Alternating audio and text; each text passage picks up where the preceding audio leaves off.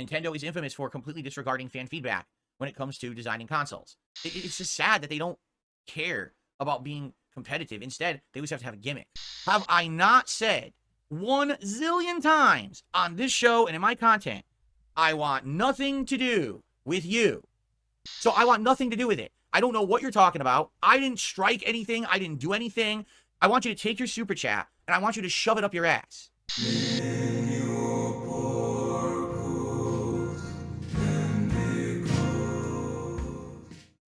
Overnight, Nintendo shocked the world. Although I don't find this news shocking at all. All right. I think it's just inevitable that it was going to come out.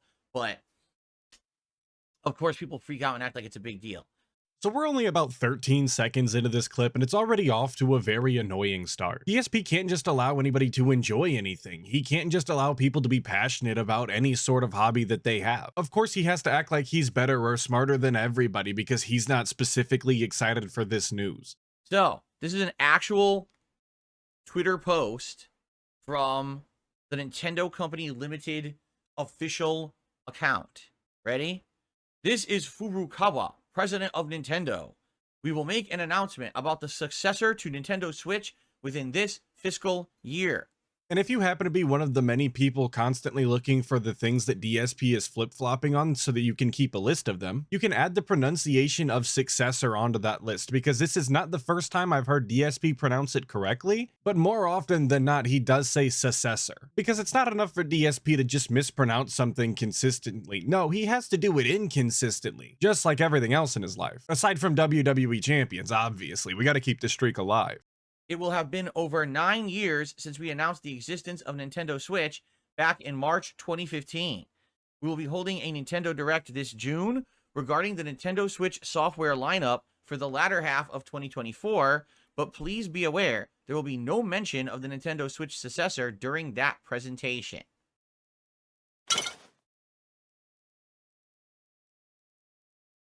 So, number one, appreciate the president of Nintendo getting ahead of this.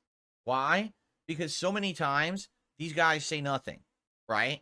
And they try to keep it under wraps. And what ends up happening is ridiculous, rampant speculation, baseless assumptions.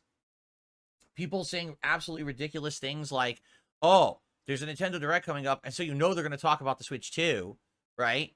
Which is ridiculous. That because no one ever has any information about that, but they always just make it up to try to have clickbait news and stuff. And while that absolutely can be obnoxious, because if you don't have any concrete information to go off of, you really shouldn't be speaking on subjects, speculation is definitely nothing new to the games industry. And I wouldn't even say that there's anything necessarily wrong with a little bit of speculation. People love pondering. They love thinking about what's coming next. It gets them excited for things. By adding the word rampant to speculation, DSP is discrediting all sort of speculation that is coming out about things like the Switch 2. But I wouldn't go as far as to call it rampant speculation when you know that the company is working on the spiritual successor to the Switch. It's not that far-fetched of an idea to think that they might be talking about it at their next press event. Because if they were ever going to talk about something, it would be at one of those press events, and they have said before that they have already started working on it. So maybe this could be the one. I wouldn't call that rampant speculation, DSP. But of course, this is just another excuse for DSP to complain about gaming journalism, something that he has been complaining about as far back as I can remember.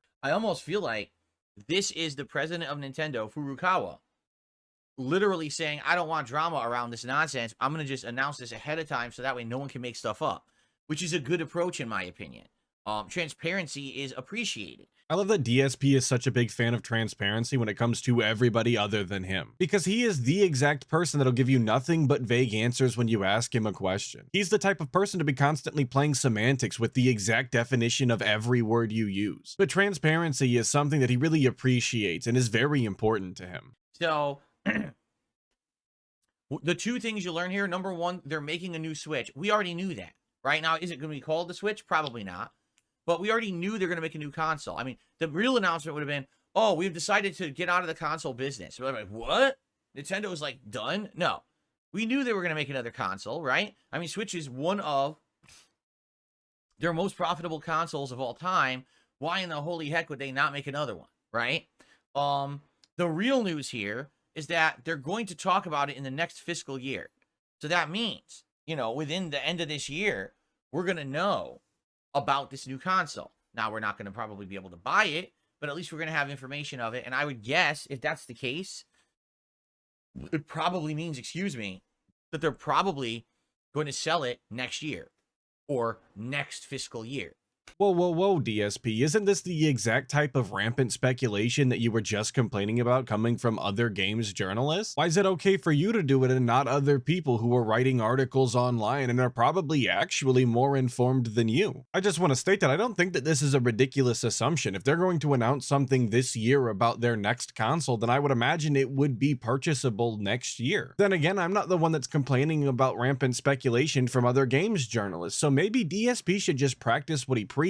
And that actually goes for so many things that DSP has said in the past to a lot of people. Shout out a lot of people. Because I promise you, if this guy was capable of looking in the mirror, he most definitely would not like what he saw.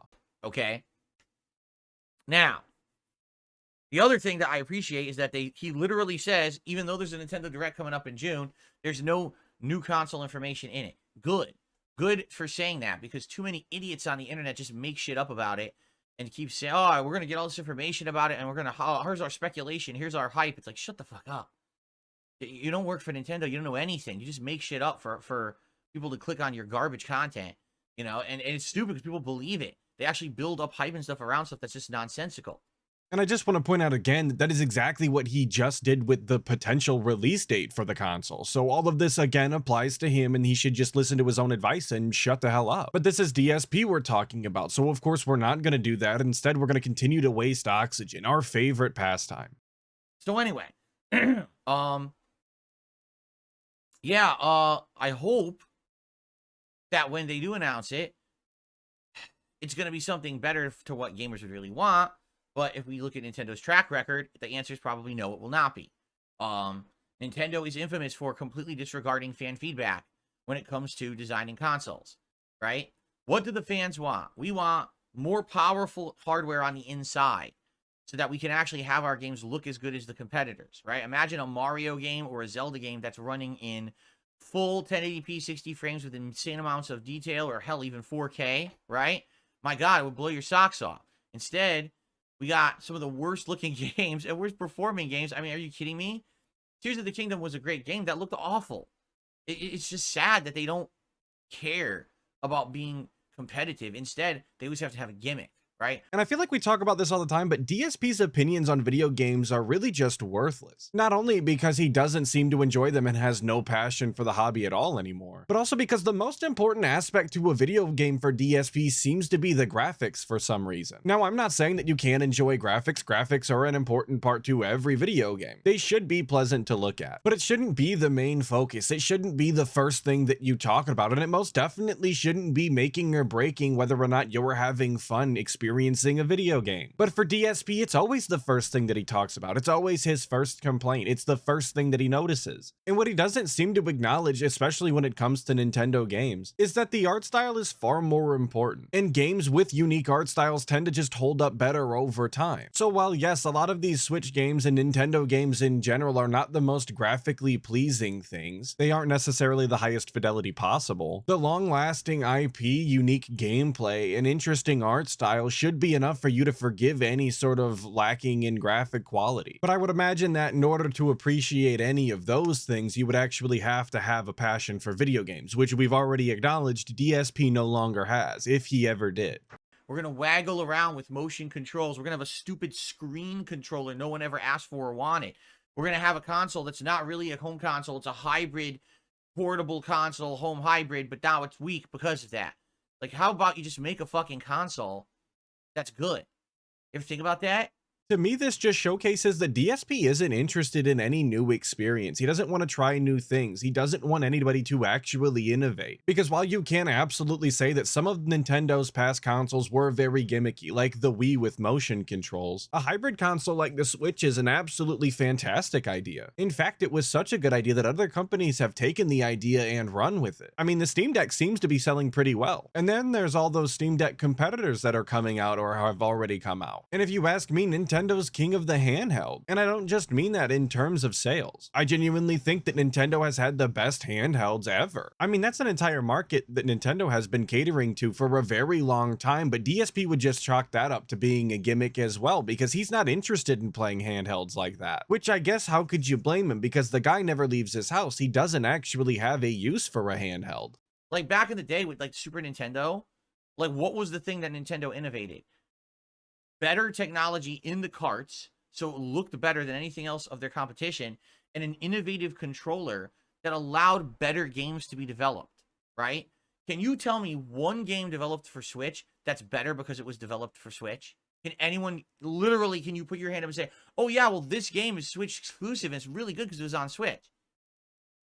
No. But I'm not quite convinced that you could do that for the other companies either, DSP. Can you point to a Microsoft game or a Sony game that is better because it was designed for their console exclusively? I don't think so. What I can tell you though is that games being on the Switch allowed me to have experiences that I wouldn't have had otherwise. Because the console is so easy to just pick up and go and take somewhere else. Many a times I've gone to a function to hang out with my friends and we played Mario Kart or we played Smash Brothers while we were there because the console is just a hybrid style. So at least the Switch has that going for it. What do the other consoles have going for them, DSP? They play video games? That's great. What an accomplishment that is. Nintendo has lost their way when it comes to what they're good at. Innovation is great, but gimmicks are not. They need to innovate to make better gameplay experiences, not just say, oh, we don't do what everyone else does, so here's an underpowered console that has a finicky, wonky thing that we can claim is a gimmick that's cool. When you know, in reality, I think what people would rather happen is have better games, right? And I hate to say it, right now, my Switch is gathering dust and has been for quite some time, last few years, right? Maybe we turn that sucker on 2 times, 3 times a year tops, while the other consoles are constantly being used, right? It's sad. Like, there's nothing to play on that dang thing. And that's just not true either, DSP. There's so many different types of video games that you could be playing on the Switch. The problem is that you're just not interested in those titles. You're not interested in those IPs. You're also a special case where you own every single console. So any game that is cross-platform, you're going to wind up playing not on the Switch. You're going to wind up playing it on a different platform, which is fine, but you have to acknowledge that not everybody is going to have that option. So while you might not necessarily be getting all of the use out of it that you thought you were going to, many people do. In fact, it's probably the primary platform for a lot of different people. Yet they say, oh, it's the best-selling console. I don't care. Like, I literally don't care. If it's the best-selling console, if there's no good games to play on it, it doesn't matter. You know? Just because people who aren't mainstream gamers and aren't people who play games all the time casually bought your console in droves just like they did the Wii, doesn't mean that the console has done anything for the games industry. But it did do something for the games industry, you idiot. It was a primary console that was a hybrid style. It made it far more convenient for so many people to play some of the games that they love while being on the go, while also having a very pleasant experience while being not on the go, stationary, if you will. And by doing that and having actual success with it, other companies looked into it and started to invest in that kind of market. And I love DSP trying to gatekeep video games while he's an avid mobile game player. Like, that is isn't actually the scourge of the video game industry. And I also want to point out that a game console can exist without moving the industry forward. People are allowed to make products, and video games and consoles for that matter, that are just fun experiences. It doesn't always have to be innovative. Video games are meant to be fun, they're meant to be enjoyed, so it's absolutely fine if a console comes out and all it does is play video games and it doesn't push the envelope anywhere. It doesn't have any unique feature that nobody asked for, it doesn't have some dumbass controller that you're not going to use half the buttons on. Nintendo seemed to know what they wanted to do. They wanted to make a hybrid console for the average person and wanted to play Nintendo style games, and they did exactly that, and it was very successful for them. Just because you're not the demographic, you're not the market audience, doesn't mean that it's not a good console, DSP. It doesn't mean that it doesn't work for other people. So, yeah, I am sad at Nintendo's track record, and I would hope that with the new console, they will turn things around. Do I have any kind of confidence? No. However, I will say this. We may finally get new titles we've been waiting for. How about an actual new Mario Kart game for the first time in like a decade? That would be nice. Why is this guy asking about a new Mario Kart game? You don't have anybody to play it with. What are you gonna do? Play solo Mario Kart? Oh, that's gonna be a riveting experience for you to stream. Him bringing up Mario Kart just tells me that he's just looking to bitch. He's not actually interested in making any sort of valid criticism. How about a new Mario? We didn't have a new Mario since the launch of the Switch in 2017. That's a 3D Mario. And Odyssey was amazing. You know? How many 3D Mario games per console generation are you asking for, DSP? Didn't the N64 only have one 3D Mario game? Didn't the GameCube only have one 3D Mario game? Did the Wii U even have a 3D Mario game? Like, does Super Mario 3D World count? I know that it has 3D in the title, obviously, but it's not in the same vein. It doesn't have the same camera perspective as all of those other 3D Mario titles. I just don't know why he's acting as though having only one 3D Mario for the entire console generation is all that out of the ordinary, when the reality is it is exactly in the ordinary. I would like to have better first-party games at this point than we're really getting. 1 or 2 a year is not enough, and now we're at a point where there's like nothing. Like what exactly is coming out? Well, we're going to find out in June. That's what he's saying here. This direct in June essentially is going to explain the final life cycle games of the Switch. You know, the Switch wasn't a bad console in my opinion, but man, to me, it just didn't feel like important or special. For a lot of people, I guess it was. For them, it was their generation's Wii. But for me, it was just like, eh. So some games were beautiful on it, you know? And that's the sad part. Is like I said, Mario Odyssey ran superbly good on it. So it doesn't explain why games like Breath of the Wild or the recent Pokemon Scarlet and Violet run absolutely horribly on it. It just doesn't even seem to make much sense. I don't know. So I hope whatever they come out with will be a better piece of hardware that people can develop for and actually have games run better. But we know Nintendo, right? At this point, you would be kind of fooling yourself to think that what next console they put out will actually be powerful. Okay. Because they don't seem to be chasing powerful consoles, and they never really have. They have many IPs that people know and love and have cherished throughout the years. They have interesting ideas on ways that they could take the video game industry and provide unique experiences to many people across the world. They often seem to be catering to a far different market than the other consoles are, and they seem to be doing all of that while keeping their audience entertained and happy along the way. Well, their audience minus DSP, I guess. But enough about Nintendo, let's get into what everybody actually came here for. DSP addressing the Detractor game that was DMCA taken down off of Steam. And before anybody asks, no, I haven't played it yet. I didn't get the chance to play it before it was taken down. Look at this. Look at this super chat. This is so ridiculous. I will respond to that because I'm doing shout outs. So let me get to it and I will respond to that because this is ridiculous. I've had enough at this point. All right. Have I not made it clear that I want absolutely positively nothing to do whatsoever with Detractor content? Have I not said this? How many times have I said this? Oh no, DSP, you've said it quite a few times. The problem is that you continue to talk about detractors. You continue to talk about all of the drama surrounding yourself and all of your trolls. But you know what they say, actions speak louder than words. So DSP, if you genuinely aren't interested in being involved in any sort of detractor content, you might want to quit mentioning them. You might want to quit calling them out by name even. But we all know that the real reason that he won't do that is because he actually loves talking about detractors. He loves talking about his online trolls. He has somebody to blame in that case. All of his shortcomings can be blamed on somebody else other than him, and that's all that's really important to him. It's also an entire group of people that he feels entirely justified in belittling and insulting, something that he absolutely loves to do but knows isn't a good idea to do to the average person. Is this not the broken record, right? I literally come here on my podcast over and over and I say, I want nothing to do with detractors or their content. I don't want to talk about it. I don't want to be involved in it. I'm not involved in it. I actively ignore it. Correct? Have I not said this over and over and over here on this channel publicly to all of you, right? How can you say that you actively ignore it, but in the same breath say that you tell people over and over and over again that you don't want to talk about it? Those two things are mutually exclusive, DSP. They can't both be true.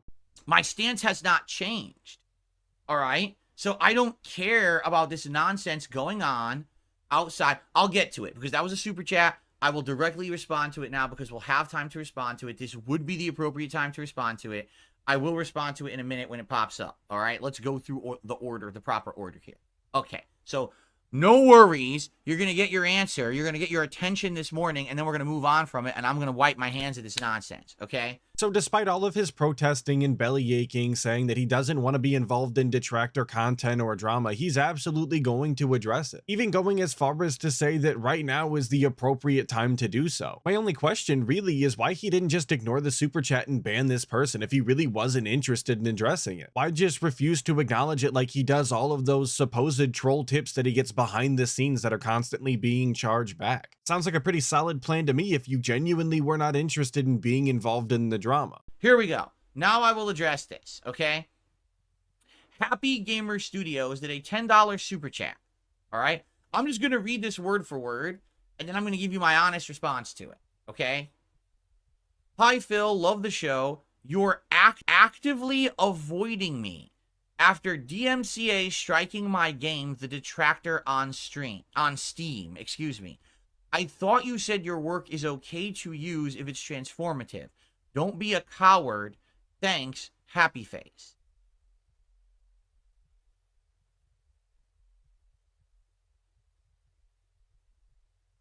Oh my God. You fucking people. I swear to God, you fucking people never learn. Right?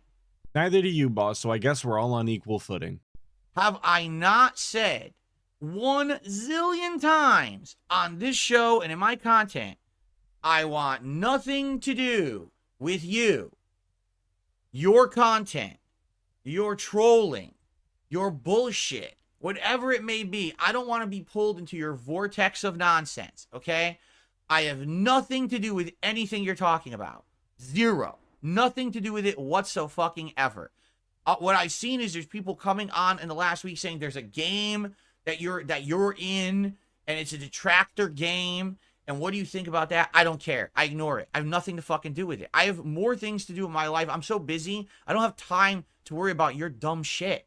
And I want to interrupt him mid-rant right now just to say that I have to press X to doubt that he didn't look into the game, that he didn't check it out. Because despite all of his claims of not being interested in detractors or their content, he seems to know an awful lot about a lot of them. And I'll just say it like it is. Genuinely, how often does a troll go out of their way to make an entire game to detract on somebody? I mean, that's quite a bit of time and dedication. If I heard that somebody had made an Atlas detractor game, I would definitely go out of my way to look at it and see what they managed to come up with, because that is genuinely impressive. But even if he didn't go out of his way to look at it himself, I'm sure that his little flying monkeys in his super secret non-existent Discord told him everything that he needed to know about the game, just like they do all of the time with the detractor content, if you believe what he says. But I'll go ahead and let him get back to his rant because he was just picking up steam. You are the least important thing to me on this fucking planet. I don't want to know about what so-and-so said in a video, what documentary is coming out, what video game that makes fun of me is coming out. No one with a brain fucking cares. It's the same circle-jerking, mouth-drooling,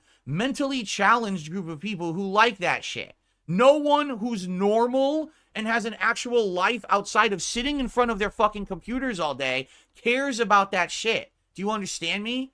So DSP has now come out, right, and just acknowledged the fact that he thinks that every single detractor is some sort of mentally challenged handicap, which, if I'm honest, is a reasonable reaction given the detractor-style relationship that every detractor shares with DSP. My only gripe with that statement is he is the exact person that was just saying the other day how disgusting and disrespectful and crude it is that the detractors call all of his fans dents. So all of that fake outrage about the word dent was exactly that. It was all fake. And you could hear how hard he was struggling to not actually drop the R word, regarded, but with the T, which if you ask me probably would have actually have been better, because both that word and dent are very clearly meant to be slurs. They're meant to be derogatory. But so often when you use them in a derogatory way, it isn't actually insulting to people who have any sort of mental deficiencies. It's just meant as a crude insult. But when you actually call somebody mentally handicapped, when you call them mentally challenged, you are outright saying that they have some sort of mental deficiency and you're making fun of them for exactly that. Maybe not everybody thinks about it the same way, but that's definitely how I see it. So I want nothing to do with it. I don't know what you're talking about. I didn't strike anything. I didn't do anything. I want you to take your super chat and I want you to shove it up your ass. Okay? I'm done being involved with detractor shit. I've told you this a million times. It's not me. Here's what you really need to do. Look at your community of fucking really antisocial losers and wonder why they keep striking each other's content down. Who is striking other people's content down, DSP? Can you name any of these people? Can you name any of these channels that are involved? Or are you going purely based off of that absolutely regarded comment that somebody supposedly left on your videos a little while ago? You guys know the comment, that person that claimed to have some sort of inside knowledge about how the detractor circles actually work and how they're only in it for the money, blah, blah, blah. You guys know the one. But it's also peak irony that DSP is going to call all detractors antisocial weirdos, while he's far more isolated than any sort of detractor probably ever could be. I mean, detractors are constantly collabing, they're constantly sharing resources, they're even doing contests. Meanwhile, the last DSP collab was in, what, 2017, when he played Jake James Lugo in Tekken 7, as if anybody ever gave a shit about that. And if you really wanted to stretch the definition of collab, I guess you could say that the Side-Scrollers interview was something that he did that was semi-social, but we all know how that one turned out and how much he regrets doing that anyway. But of course the detractors are the ones that are antisocial, of course. I said it, I just did it in February. I did the usual annual video. I don't strike stuff. I'm not involved. So why the fuck do you keep bringing it up and making accusations and content? I have literally never been fucking involved in any of this, ever. This is your own community striking each other down for attention. And it seems to fucking work, because look what's going on now. You have no proof of that, DSP. You have no receipt, so who are you to say that? You're also not allowed to say that you are not involved in any sort of content strikes and never have been, because you are the one that showed your history. You're the person that exposed yourself for striking super crazy back in the day. And for a guy who says that he hates being involved in detractor content and hates talking about them, why did you just acknowledge that you do an annual video where you acknowledge that you don't do any sort of copyright strikes? That seems like a very strange thing to do for somebody who doesn't want to talk about detractors or their content. Right? Here's what you do. If you get any kind of a DMCA takedown or a strike from me, you know it's not me, because I don't do them. I never have. I don't care. I just sit here playing games all fucking day. All right? But again, that's just not true, and everybody has the evidence to prove it, DSP. You gave it to them. You exposed yourself. And even if you completely disregard the fact that DSP showed his own strike history and proved that he's done it in the past, there's numerous occasions where DSP has goaded his own audience into falsely reporting these detractor channels in the past. So even if he's not the one that's directly doing it, it's definitely behavior that he's encouraged, which, if you ask me, is just as bad. And I feel inclined to say that even the statement that he just sits here and plays video games all day isn't accurate either, because he doesn't spend most of or even all of the day playing video games. In fact, he probably spends most of it talking and saying things that nobody's interested in and updating the leaderboard. There's less and less gaming actually happening on DSP Space Gaming every single day. I just don't want to have anything to do with you. So stop bringing me up. You know how abusable DMCA is. How many people have been taken down falsely with basic information about me? My name, my address, my phone number, and an email address is apparently enough for impersonation for DMCA takedowns. I don't stand for it. I have publicly said over and over and over, I don't want anyone taking anything down in my name, but I'm not involved in it. And every single time that this process happens, I'm like, I can't do anything about it. I've literally contacted YouTube. I've contacted Twitter. They don't care. You want to know what their attitude is? Get a lawyer. That's what their attitude is. Not to me. To you, the people who are having your content taken down. That's what I've been directly told. Tell them to get a lawyer and seek legal help with it, because you can't help them if you didn't do the takedown. I'm just curious as to how this isn't a bigger deal for DSP, that somebody's out there issuing false copyright strikes in his name. How is this not something that he's concerning himself with? If there was ever anybody doing anything in my name, I would go out of my way to make sure it's very clear that I'm not involved with it, and would go out of my way to try and stop them from doing those things if it was within my power. But DSP seems to have one conversation with probably an AI chatbot online, and he's instantly wiped his hands of the situation, claiming that there's nothing that he could do. Regardless of whether he's involved or condoning the behavior, DSP, do you ever wonder why your audience thinks it's acceptable to do these things, to issue these strikes in your name? Do you ever wonder why they think that this is an acceptable behavior to do on your behalf? Because I can tell you, this is the exact kind of behavior that you are constantly encouraging when you talk about detractors the way that you do. So if you really wanted to wipe your hands of all of this nonsense, if you really didn't want to be bothered with this, then you would have to do exactly what I said earlier in this video and just practice what you preach. Quit quit talking about detractors. Quit involving yourself in any sort of drama involving any detractors. Allow them to make their content and just move on and keep doing what you want to do because they don't actually affect you. At least for the most part. I would be lying if I didn't acknowledge that some people take it too far. So there you go. Get a lawyer, contact the appropriate party, whether it's YouTube, Twitter, Steam, whatever the fuck it is, and say, I think this is DMCA takedown's false. I want it removed. And they should. All right? But I'm not involved in this. I have nothing whatsoever to do with it. Stop bothering me about it. Really, at this point, I've had fucking enough.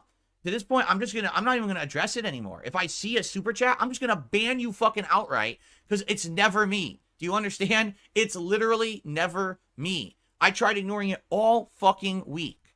All right? All week. And you guys fucking keep bothering me.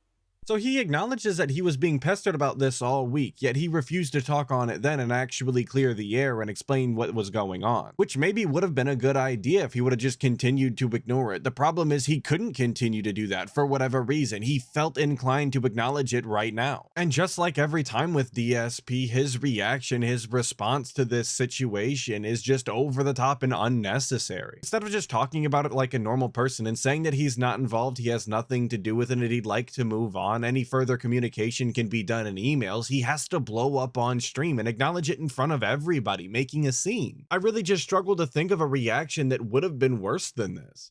All right? I'm done with it. Here's what you do. You want to know the truth? Here's what you do. Leave the detractor communities because it's obvious they don't care about abiding by the law. They literally strike each other down in every way, shape, and form to cause more drama. Why? Because they're just trolls who want attention. So every time that you've done this and publicly addressed it, all right, you've given them exactly what they want by freaking out, saying, Phil took down my game. I didn't.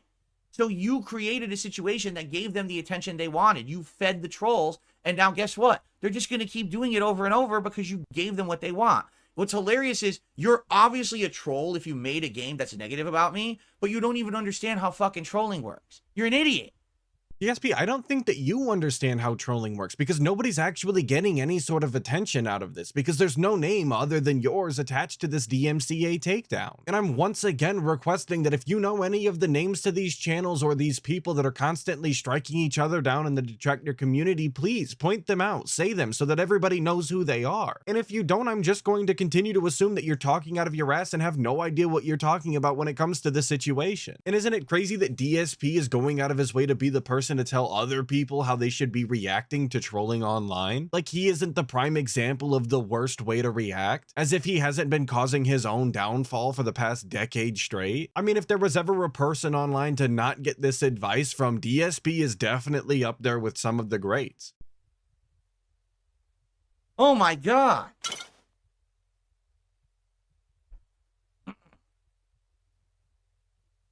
Here, are you ready? Here is your official statement.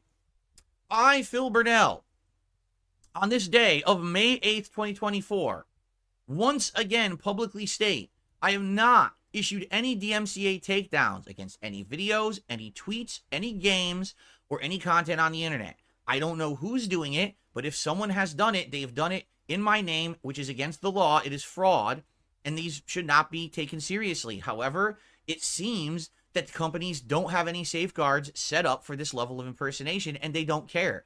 I've been outright told by companies like YouTube that the only way to solve it is to get a lawyer. So I'm sorry it's happening, but it's not me. Leave me alone. Have a nice day.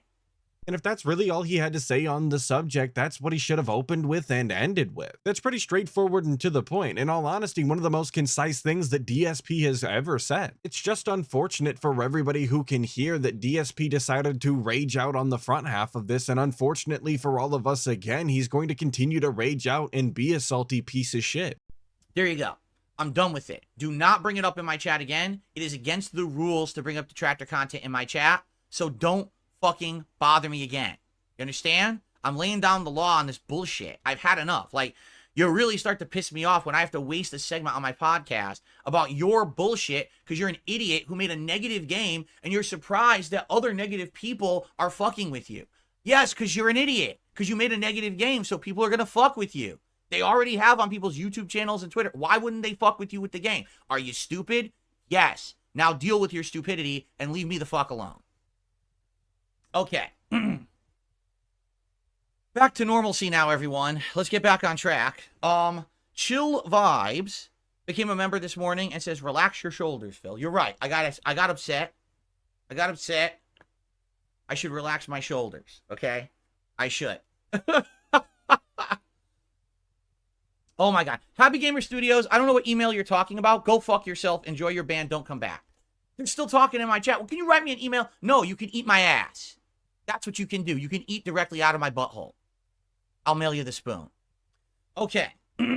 You know, I'm glad that somebody finally said exactly what I was thinking, and that person was ALT on TBS just this past Sunday. Because I absolutely agree with him. I think that the spoon meme is a little overplayed, and the fact that DSP is continuing to lean into it as if this is something that is actually amusing and an inside joke to his own community is incredibly cringe. But why is DSP now so agitated about being told to respond to an email? He loves corresponding in emails. In fact, that's his preferred method of communication with anybody in the stream chat for some reason. Also, I'm sure that an email of all of this would have been far easier for this person to send to Steam so that they could get the DMCA cleared up. But DSP's not actually interested in doing that. The only thing that he's interested in doing is saying that he has no involvement in it. He doesn't actually care about the outcome. He doesn't care whether or not this game comes back up, even though it was taken down falsely in his name. So I guess Happy Gamer is just going to have to send Steam a clip of this pre-cum piss cast and hope that they watch it. I doubt that that's ever gonna happen. But just like the spoon meme, when it comes to this clip, I'm done with it, dude. But not before we take a look at some of the comments from my last video. So once again, it's big ups to the 60 skulls. Joda Boehm says he thinks his audience knows what Darwinism is, but they don't know what a pendulum is. Does he think they're brain dead or not? And I really think that the determining factor when it comes to DSP's pig explanations is how confident he is that he's going to be able to explain it properly. I'm of course not saying that he ever really does. I'm just saying it's about how much confidence he has. That's why something as simple as a pendulum is a given, and something as complicated as Darwinism and survival of the fittest is not something that DSP is going to go into. 713 says, anytime Phil hears someone gets laid off, he gets PTSD of Sikorsky and how he was unfairly laid off. That's the only way to explain this unwarranted anger, lol. That's not necessarily the first time that I've heard this, or at least read it in a comment, and I think there is some sort of validity to that. I do think that DSP, even if unintentionally, is siding with what he views as the little man who's being treated unfairly, because that's how he viewed himself in the situation when it came to Sikorsky. But unlike the situation over at Sikorsky with DSP, there's no clear evidence that any of the people that worked at these now closed studios were pieces of shit that nobody wanted to deal with and were incredibly obnoxious. DeadXO says Philip doesn't actually care about the layoffs. He only cares about the games industry because he requires a constant flow of new, white-hot, hyped AAA games to carry his content and his begging. And I think that the reality is somewhere in the middle between 713 and DeadXO's comments. The little amount that he actually does care about these studios is simply because he thinks that he can relate to them, but the primary focus is the fact that more studios closing means that there's going to be less AAA white-hot Microsoft-style video games coming out. And we all know that DSP is incapable of drawing flies to shit, so there's no way in hell that he could make any sort of indie game work. He needs the hype of the AAA studios. He needs all of the marketing that he can get to help him. And with that, I want to thank everybody for watching the video, especially if you made it this far. Hopefully I'll catch all of you guys in the next video, but until then, make sure that you check out other Detractor content and dive deeper into that. Snortex.